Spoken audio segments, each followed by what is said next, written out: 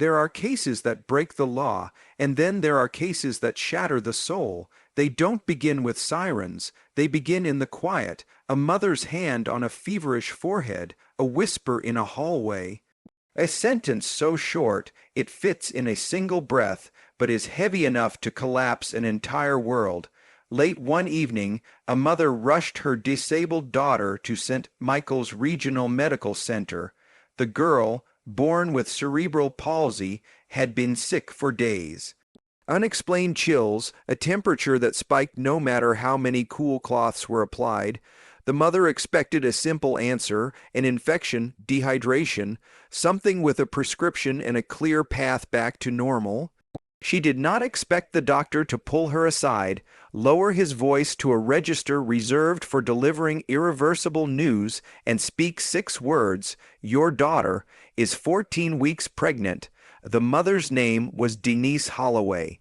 Her mind did not race, it froze, solid, a lake of shock under a sudden, bitter winter. Impossible was not a strong enough word, it was unthinkable, a cosmic error. Her child, her Grace, couldn't walk on her own, could barely form a full sentence, could not defend herself from a strong gust of wind, let alone. On the drive home, Denise's hands trembled on the steering wheel. The streetlights bled into streaks of yellow in the rain. Nothing made sense. Grace's world was small, carefully curated, fiercely protected. No visitors, no unsupervised outings, no opportunities. The list of people with access was heartbreakingly short, and in her gut, a cold, sickening suspicion began to coil. Back inside the house, the silence was a physical presence. It was the silence of a life that had just been revealed as a lie, and then, a sound, a soft digital ping, from her husband's computer on the living room desk. A notification, a sound she had ignored 1,000 times before, but tonight, in this new, shattered reality, it wasn't just a sound, it was a clue, a breadcrumb in the dark. She walked to the desk, she opened the laptop, and what she saw on that screen, it didn't just break her heart, it incinerated the last fragment of faith she had in humanity. Denise Marie Holloway came into the world in 1974 in a small, perpetually dim apartment in East Cleveland, Ohio. She was the second of 4 children, born to parents whose lives were a ledger of labor. Her father spent his days swimming in the grease and metallic roar of a Ford plant, coming home each evening smelling of sweat and exhaustion.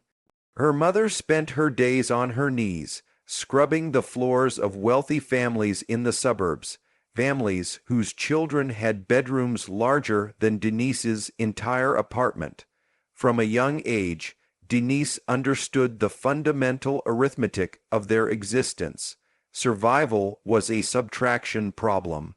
Every dollar earned was immediately subtracted by rent, by groceries, by utilities. Happiness was a luxury item permanently out of stock. She learned one core truth: if you wanted something, you had to fight for it. Nothing worth having ever came easy. By 16, she was bagging groceries at a local market, her hands chapped from cardboard boxes, her paychecks seamlessly absorbed into the family's thin budget. She watched her parents' dreams quietly suffocate under the weight of necessity, and she made a silent, furious vow to herself: my life will be different. At 18, she became the first in her immediate family to graduate high school. The ceremony was held in a stifling gymnasium, but when she saw the tears streaking through the powder on her mother's face, it felt like a cathedral. That fall, she enrolled in community college, aiming to become a medical assistant. She didn't dream of riches, she dreamed of stability, of a life where the gnawing anxiety of an empty refrigerator wasn't a monthly visitor. At 22, she married Devin Bradley, her high school sweetheart. He was charming, with an easy laugh and ambitions of owning his own mechanic shop. For 2 years, they built what felt, to Denise, like a good life, a simple life, a safe life. When she discovered she was pregnant in 1998, Devon painted the nursery a soft yellow himself. He picked out names, Jacob for a boy, Grace for a girl. He told everyone at his job, his chest puffed with a pride that felt like a promise. Grace Holloway arrived in February 1999. And with her, the doctors delivered a second set of news. This one delivered in the same calm, clinical tones that would one day deliver the pregnancy diagnosis. Cerebral palsy, the words meant she might never walk normally. She might never speak clearly. She would require therapies, braces, surgeries, a lifetime of vigilant care. Denise saw Devon's excitement slowly deflate, like a balloon with a microscopic leak. It turned into distance. Then absence, then, finally, abandonment. By Grace's second birthday, he was gone. No dramatic fight, just a note on the kitchen table next to a half-empty coffee mug. "I'm sorry, I can't do this. I didn't sign up for this." The man who had vowed to be her partner had subtracted himself from the equation. From 2001 onward, the equation was simple: Denise and Grace, mother and daughter against the world. She worked double shifts as a medical assistant by day and an office cleaner by night. She became an expert in insurance code, a warrior in IP meetings with school districts, a physical therapist's apprentice at home. She learned to lift Grace's growing body without hurting her own back. She learned to interpret the nuances in her daughter's eyes, the different sounds of her cries. Sleep became a negotiable commodity, 4 hours a luxury, and Grace was a revelation. Her body was a cage, but her spirit was a bird. Her eyes were sharp, intelligent, missing nothing. She laughed at cartoons with a sound that was Denise's personal anthem. She loved music, the vibration of a bass note, the melody of a familiar song. Denise built her entire universe around that little girl. Every decision, every sacrifice, every exhausted breath was filtered through one singular question: what does Grace need? She had no idea that years later, that very devotion would be weaponized against her. That the help she so desperately prayed for would arrive wearing the gentle, unassuming face of Harold Carter. By 2010, Denise was running on fumes. 11 years of single motherhood had etched themselves into the lines on her face, the permanent ache in her shoulders. She had relocated to a modest suburb of Columbus for a slightly better paying job, but the loneliness was a constant hum in the background of her life. It was at a spring potluck organized by her church that she first noticed him. Harold Carter. He was 39, 3 years her senior, quiet, unassuming. He worked as an IT technician for a regional insurance company, the kind of man who fixed problems you didn't even know you had from behind a screen. He was divorced, had no children of his own. There was nothing remarkable about him, nothing that would make a person look twice on the street. And perhaps, for a woman whose life had been defined by struggle, that was the most appealing quality of all. He seemed safe. Harold Eugene Carter had grown up in rural Pennsylvania, an only child to a distant father and a mother who died when he was 12. He became a ghost in other people's homes, bouncing between reluctant relatives before finding structure in a 4-year Army enlistment. He never saw combat, was honorably discharged in 1991. His first marriage lasted 7 years. According to Harold, it ended because his wife wanted children and he wasn't ready. What he didn't mention, what was buried in a sealed court file no one thought to check, was that his ex-wife had filed a restraining order in 2003, only to mysteriously withdraw it weeks later. Harold pursued Denise with a patience that felt like a bomb. He didn't overwhelm her with grand gestures. He simply showed up. He carried her groceries without being asked. He fixed the squeaky hinge on her front door that had been annoying her for months. And most importantly, he sat with Grace. He didn't flinch at her leg braces. He didn't speak to her in a baby voice. He'd sit beside her wheelchair during Sunday dinners and talk about the weather or the church bulletin, as if conversing with her was the most normal thing in the world.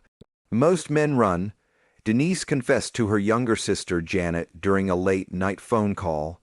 They see Grace and suddenly remember a prior engagement. Harold, he doesn't run, he just stays. For a woman who had done everything alone for a decade, his steady, undramatic presence felt like an answered prayer, a partner, a second set of hands, a break in the relentless solitude, but there were signs. Small ones, easily explained away. Harold was intensely private about his computer. His laptop was always with him, and when he wasn't using it, it was locked away in the small home office he'd set up in their spare room, the door usually closed. Work stuff, he'd say with a mild shrug, client data, confidentiality agreements, I could lose my job. He also had a particular way of positioning himself. At family gatherings, he would often be the one sitting next to Grace, adjusting her blanket, helping her with a cup. Others saw a devoted stepfather. Denise saw a man who cared. She had no frame of reference to see what it actually was, a possessiveness, a monopolization of access. Denise and Harold married in a simple ceremony at her church in June 2012. Grace sat in the front row, her wheelchair decorated with white ribbons, beaming. Harold suggested a Florida honeymoon. Denise couldn't bear to be away from Grace for more than a night. Of course, Harold said, taking her hand, family comes first. At the time, it sounded like devotion. In hindsight, it was the first line of a script he was writing. The first 2 years of marriage appeared, by every outward metric, stable. Harold took over the household finances. Bills were paid on time. A small savings account grew. For the first time in her adult life, Denise wasn't playing a daily game of financial roulette, weighing gas against groceries. He also took on more care for Grace. He learned to help with her leg braces. He'd drive her to physical therapy if Denise was held up at work. He'd carry her up the stairs on days when her fatigue was overwhelming. Neighbors saw a patient man. Church members saw a blessing. Denise saw the partner she had begged God for during all those silent, exhausted nights. The change was glacial, so slow it was imperceptible. In 2014, Harold suggested she quit her night cleaning job. You're worn to the bone, Denise, he said, his voice thick with what sounded like concern. Grace needs you present, not just physically here. You need to be well for her. It sounded logical. Caring? But being home more meant Denise began to notice patterns she might have otherwise missed. Harold started insisting on giving Grace her evening baths. You've been on your feet all day, he'd say, already running the water. Let me handle this, it's the least I can do. He suggested leaving Grace's bedroom door open at night. For safety, he explained, in case she has a seizure or needs us. He installed new, complex software on his computer. Advanced security protocol, he called it. The company is rolling it out. And then there were Grace's fragments, words that emerged from her struggle with speech, often when she was tired or frustrated. Daddy, don't like, she might say, her face contorted with effort. Denise would soothe her. Don't like what, sweetie? The peas, your bath, we can fix it. She never assembled the fragments into a sentence that read, Daddy, don't like when I say no. The clues were there, scattered on the floor of their lives like forgotten toys, but Denise was too tired, too trusting, and standing too close to the picture to see the horrifying image they formed. To understand what happened next, you must understand Grace Holloway. Cerebral palsy is a motor function disorder. It affects muscle control, movement, and coordination. It does not affect cognitive ability. Grace's mind was a fully operational, intelligent, perceptive engine. She understood complex conversations. She felt every emotion with piercing clarity. She had memories, dreams, fears, and joys. Her prison was made of flesh and bone, not of intellect. Her voice was the betrayer. Her brain would form a perfect sentence, but the signal would get lost, scrambled in the transmission to her mouth. Words emerged slurred, fragmented, often incomprehensible to anyone who didn't spend every day with her. She used a simple communication tablet with pre-programmed buttons. Yes, no, hurt, thirsty, mom. She had a small vocabulary of words she could say with relative clarity. Mom, water, hurt, stop. These 4 words would later take on a weight that could bend steel. What the investigation later uncovered, through painstaking interviews with therapists and aides, was that Grace had tried to tell. She had been screaming in the only ways she could. In 2015, during a physical therapy session, a male therapist reached to adjust her leg. Grace recoiled violently, a guttural sound ripping from her throat. No touch, no touch. The words were mangled but desperate. The therapist noted it in his file as a behavioral episode likely related to sensory integration issues. He never filed a report. He never asked why. In 2016, her longtime home health aide mentioned to Denise that Grace seemed particularly withdrawn and unresponsive on Monday mornings after weekends when Denise worked. Just seems sad, the aide said. Denise brought it up with Harold. He sighed, the picture of a burdened caregiver. She has her ups and downs, Denise, you know that. It's probably just a phase, or she misses you. It sounded reasonable. Exhaustingly normal. In early 2017, the nightmares began. Grace would wake in the dead of night, screaming, not cries, but raw, terrified sounds that hardly formed into words. Denise would rush in, hold her, rock her. "SHHH, baby, it's just a dream, mommy's here." When Grace, gulping air, managed to choke out, "Daddy, night, no," Denise would kiss her forehead. "Do you want Daddy to come say good night?" She had the syntax exactly backwards. Harold had weaponized Grace's greatest vulnerability, her voice, against her. He told her in that calm, reasonable tone that if she ever tried to tell, her mother would be sent to jail for neglect, that Grace would be taken away to a facility where no one would visit her. And most cruelly, he reminded her, "No one will believe you anyway, Gracie. You can't even talk right." For 3 years, Grace lived in a house where her torturer was also her caretaker. She couldn't run. She couldn't fight. She couldn't scream for help in a way that anyone understood. And on the rare occasions she tried, the world failed to decipher her code. Harold had calculated every variable. He had turned her disability into the perfect cloak for his crimes. The winter of 2017 arrived early in Ohio, bringing a frost that clung to the windows like a warning. In late November, Denise noticed Grace was gaining weight. At first, she thought nothing of it. The holidays were coming. Grace loved her grandmother's sweet potato pie, the buttery rolls Denise baked. A few extra pounds seemed benign, but by January, the weight had a specific, centralized quality. It was in her abdomen. A small, firm swell that Denise felt one morning while helping her dress. "She's bloated." Denise mentioned to Harold over meatloaf, "Maybe it's a new medication. We should watch her diet." Harold nodded, chewing thoughtfully. "More greens, less starch. I'll pick up some spinach." The thought of pregnancy did not exist in Denise's mental universe. It was an impossibility, an absurdity on par with Grace suddenly sprouting wings and flying. Grace had never been on a date, never had a friend over unsupervised. Her world was the house, the doctor's office, the therapy clinic, the church pew.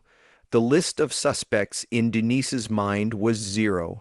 So the hypothesis was never formed. More alarming than the physical change was the shift in Grace's spirit. She had always been luminously affectionate with Denise, her face lighting up when her mother entered a room, reaching for hugs. Now, she began to flinch at Denise's touch. When Denise tried to brush her hair, silent tears would roll down Grace's cheeks. When asked what was wrong, Grace would just stare at the floor, her eyes holding a flat, exhausted defeat. Concurrently, Harold's behavior shifted in subtle ways. He began working from home more. "The commute is draining," he said. "I can be more productive here." He started suggesting the home health aide wasn't really necessary anymore. "We're managing fine, and it saves money." By February 2018, the aide's visits were down to once a week. One afternoon in early February, a moment occurred that Denise would replay in her mind 10,000 times, each time with mounting horror. She was helping Grace change into pajamas. As she lifted the nightgown, Grace's hand suddenly shot out, a rare, deliberate, forceful movement. She grabbed Denise's wrist and pressed her mother's palm firmly against the hard swell of her own abdomen. Denise felt the curve. Grace held her hand there, staring into her mother's eyes with an expression that was a torrent of unspoken language, pleading, desperation, accusation, exhaustion. "Grace, honey, does your stomach hurt?" Denise asked softly, her mind still locked in the medical. Grace didn't nod or shake her head, just held the stare. "I'll make you some peppermint tea," Denise said, gently pulling her hand away. "Maybe you're just constipated, sweetheart." She walked out of the room to put the kettle on, completely missing the message her daughter had just screamed with her entire being. On the morning of February 20th, Grace woke up vomiting. The sound, ragged and painful, pulled Denise from a deep sleep before dawn. By noon, Grace's temperature was 101. By evening, it had climbed to 103.5, and her slight body was racked with violent, uncontrollable chills that no number of blankets could soothe.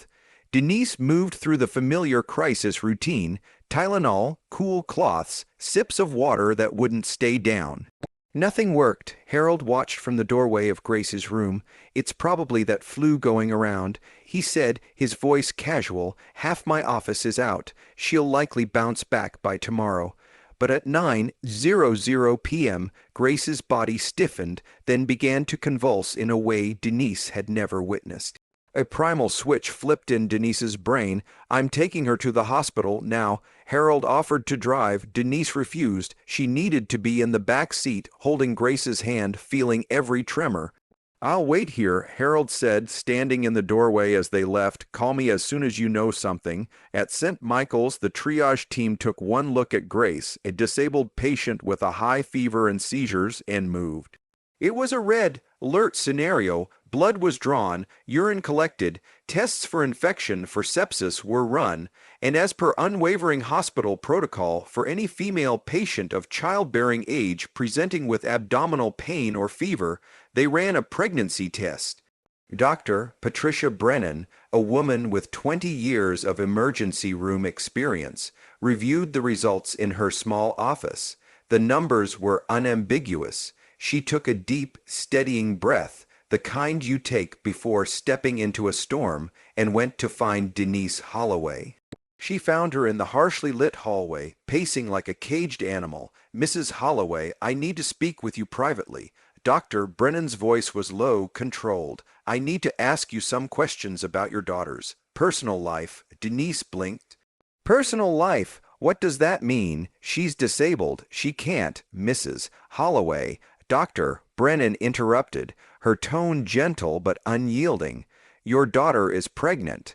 Approximately 14 weeks gestation." The words did not enter Denise's ears as language.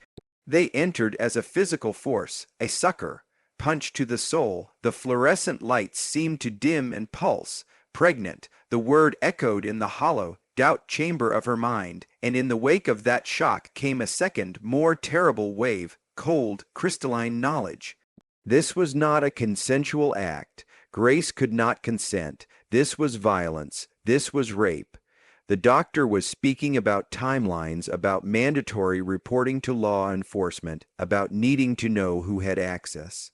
But Denise's mind was already doing the terrible math, the impossibly short list, the home health aide, a woman she'd known for years, the physical therapist, or a face imposed itself over her racing thoughts. Harold standing in the doorway, telling her to wait until morning, his calmness now looking not like reassurance, but like indifference. Standing there under the hospital lights, Denise pulled out her phone. Her hands shook so badly she nearly dropped it. She needed to hear his voice. She needed to test the theory forming like ice in her veins. He answered on the second ring. "Denise, what's going on? How's Grace?" "Harold," she said, her voice strangely flat. "The doctors. They found something." "Found what? Is it serious?" She closed her eyes. "Grace is pregnant." The silence this time was different from the hospital's hum. It was a loaded, electric silence. It stretched for 5 full seconds, a lifetime in that context, and then his voice returned, but it had changed. The mild, concerned tone was gone, replaced by something flatter, harder. That's not possible. Not, oh my God, not what? Just a statement of denial." "It is possible," Denise said, her own voice gaining a sliver of steel. "The doctors confirmed it. They're reporting it to the police. It's mandatory." And there it was, the crack, a sharp, audible intake of breath.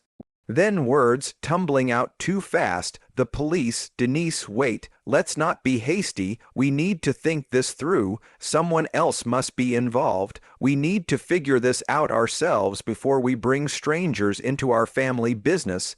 Think of Grace's privacy, her dignity." He was talking, smothering the reality with a blanket of plausible concerns, but all Denise heard was the tremor underneath, the fear, not fear for Grace, fear of the police. "I'm coming home," she said, cutting him off. "They're keeping her overnight for observation." "Of course," he said, the reasonable mask slipping back into place too quickly. "I'll be here. We'll figure this out together." Denise hung up. The word together now tasted like ash in her mouth. The drive home was a journey through a ghost town of her former life. Every familiar landmark looked sinister. She pulled into the driveway of the house on Maple Ridge, porch light on, TV glow blue in the window. A perfect postcard of suburban normalcy that was now the setting of a horror story. She sat in the car for 5 minutes, gathering the shattered pieces of her courage. Harold was on the couch, his laptop open. He snapped it shut the moment she walked in, a movement too sharp, too quick. "Hey," he said, forcing a smile. "I've been worried. How is she?" "Stable," Denise said, watching him. She didn't take off her coat. "They're keeping her." For 20 minutes Harold performed. He paced, he theorized. It could have been the physical therapist, he suggested, his voice laced with faux concern. He was always so, hands-on. Or the aide. She had keys, she had opportunity. Maybe a delivery driver, a neighbor. He painted a picture of a vulnerable girl exploited by a shadowy parade of outsiders, anyone, everyone, except himself. Denise watched the performance. She saw the nervous bounce of his knee when she mentioned police might want to search the house. She saw his eyes again and again dart to the laptop on the cushion beside him. Then he stood. "I need to use the bathroom." As he stood, he reached for the laptop. At that exact moment, the device pinged, a soft, innocent sound. Harold froze. Then he snatched the laptop, clutching it to his chest like a vital organ. His face, for a split second, was pure, undiluted panic. "Just a server update," he stammered. "Work stuff. I'll just take it with me. Won't be a minute." He hurried down the hall. The bathroom door clicked shut.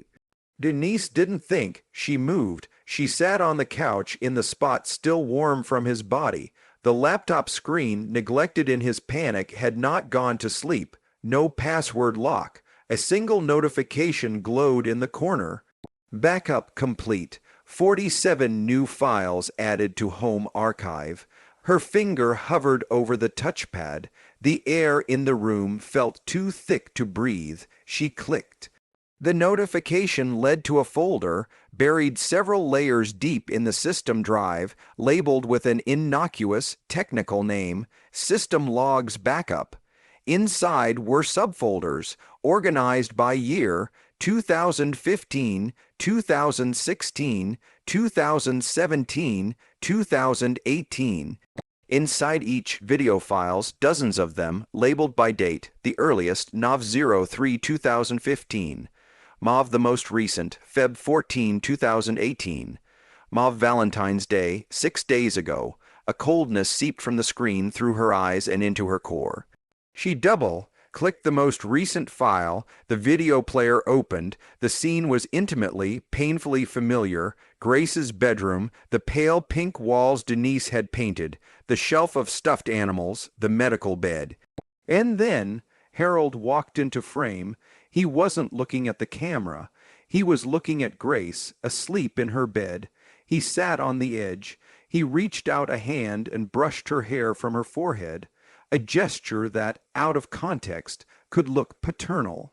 Tender, then his hand moved lower. Denise watched for 7 seconds, 7 seconds of her husband's hands on her sleeping daughter, 7 seconds of a truth so vile it vaporized every happy memory, every moment of trust, every shred of her former life. She slammed the laptop shut. The sound was like a gunshot in the silent room. She stood up. Her legs were numb, disconnected. The walls of her living room seemed to warp and bend. She stumbled into the kitchen, gripping the counter to stay upright. She opened her mouth to gasp for air, but what emerged was a sound, a raw, animal scream that tore from a place deeper than grief, older than language. It was the sound of a universe breaking. From down the hall, the bathroom door flew open. Rapid footsteps. Denise, what's wrong? What happened? Harold appeared in the kitchen doorway. His face was a mask of performative concern, but his eyes were sharp, scanning the room, landing on the kitchen counter where the laptop now sat. Denise turned to face him. She held the laptop against her chest. Her entire body was vibrating with a tectonic rage. Denise, he began, his voice shifting into that calm, reasonable tone he used to explain software problems. Whatever you think you saw, you're misunderstanding. It's not what it looks like. I saw you. She whispered, the words like ground glass in her throat, on the video with Grace. He didn't flinch. He took a step closer, hands raised placatingly. Grace, she has episodes, behavioral issues. She gets confused, agitated. Sometimes she moves in ways that can be misinterpreted. I've been documenting them for her doctors to help them understand. The audacity of the lie was breathtaking. He was standing in their kitchen, looking her in the eye and telling her that a library of video evidence of rape was a medical log. There are dates, Harold, she said, her voice gaining volume. Years of dates. You've been doing this since 2015. Something flickered behind his eyes, a shutter coming down. The performance was over. The real Harold emerged. His face hardened. His voice dropped, losing all its false warmth. You don't understand, he said coldly. Grace isn't like other girls. She doesn't process things the same way. She doesn't remember. She initiates. She's confused. And you've been so absent, Denise, so busy, you didn't see what was happening right in front of you. He was doing it. He was blaming the victim. He was blaming her. The rage inside Denise solidified into something cold, sharp, and lethal. He moved then, suddenly, lunging not for her, but for the laptop in her hands. Give me that. You have no idea what you're messing with. She spun away, clutching the computer. He grabbed her arm, his grip bruising. Give it to me, Denise. In the struggle, her free hand yanked open the kitchen drawer next to the sink. Her fingers closed around cold, familiar metal. Devon's old .38 revolver, kept for a security she never thought she'd need. She didn't remember aiming. She didn't remember deciding to pull the trigger. The sound was catastrophic in the small kitchen, a thunderclap of finality. Harold cried out, stumbling backward. He crashed into the refrigerator, then slid to the floor, clutching his shoulder. Blood, shockingly red, began to bloom across his pale blue shirt. He looked up at her, his face a cartoon of disbelief. You shot me." Denise stood over him, the gun hanging heavy in her hand. She saw the man who had destroyed her daughter. She saw the evidence at her feet. She saw a life in ruins. Part of her wanted to empty the entire cylinder. But then she saw Grace's face in her mind, alone in a hospital bed, pregnant, terrified. If she killed him, she'd go to prison forever. Who would be there for Grace then? Her arm lowered. The gun clicked softly as her finger came off the trigger. Harold groaned on the floor, bleeding onto the linoleum she had mopped just yesterday. With a calm that felt alien to her own body, Denise walked to the wall phone and dialed 911. "I need an ambulance and the police," she said, her voice eerily steady. "I shot my husband. He's alive. He's been raping my disabled daughter." She gave the address. She hung up. She sat at the kitchen table, the gun on the tablecloth, and watched Harold Carter bleed. One bull, it had not been enough. He would survive. He would hire lawyers. He would spin his web of lies in a courtroom. He would try to bury the truth. The gun had failed to deliver justice. She would have to find another way. The next hours were a blur of flashing lights, shouted questions, and procedural chaos. Paramedics stabilized Harold and took him to the same hospital where Grace lay. Police took Denise's statement, seized the laptop as evidence, but did not immediately arrest her. The digital evidence was already speaking a damning truth, and their focus was shifting from the shooter to the rapist. By late the next afternoon, Denise was released to go home, to the crime scene, to the house of horrors. She walked through it like a stranger. She saw everything with new, terrible clarity: the open bedroom door, the bathroom, the couch where he curated his collection of atrocities. The rage that had been numbed by shock returned, hotter and more focused. Harold was alive, in a hospital bed, receiving treatment for a wound that would heal. He would stand trial. His lawyers would dissect Grace's credibility, paint Denise as hysterical. The system would move slowly, and he might even find a way to slip through a crack. In the hall closet, she found his overnight bag. Inside, next to his toiletries, was a prescription bottle. Ambien, sleeping pills, 30 capsules remained. She held the bottle in her hand. The plan that formed was not born of hot rage, but of cold, fierce determination. This would not be an impulse. This would be a sentence. She knew he would come back. His arrogance was his compass. He would return for his things, to try to talk, to manipulate one last time. Men like Harold always believed they could talk their way out of anything. And when he did, she would be waiting. Against all reason, Harold Carter was released on bail the following evening. His shoulder was bandaged, his arm in a sling, but his arrogance was intact. The police had questioned him, but arrest was pending further forensic review of the laptop. He still believed he could win. When he walked through the front door just after 7 p.m., Denise was in the kitchen. A glass of orange juice sat on the counter. "I made you some juice," she said, her voice flat, controlled.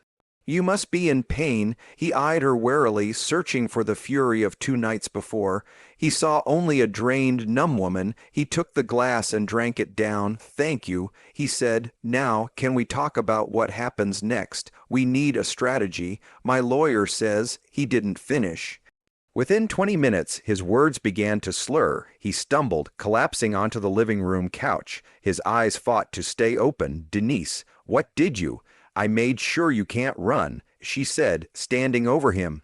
Her voice was quiet, almost conversational.